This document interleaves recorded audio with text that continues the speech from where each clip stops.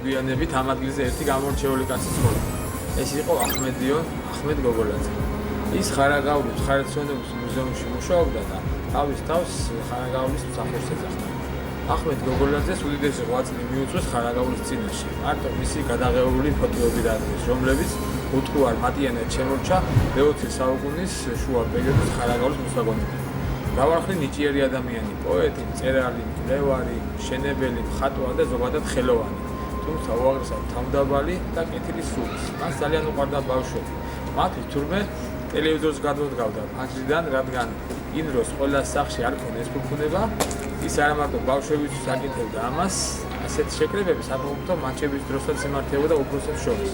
მოკლედ ამ ქუჩას ერთი პერიოდი თურმე აღონის ქუჩას ეძახდნენ და ყველას უხაროდ აქ გავლე, რადგან აქ აჰმედი გოგოლაძე ეგულებოდა. მისი სახლი მუზეუმით ყოფილა მორთული სხვადასხვა ულამაზესი ხელნაკეთი ნივთებით.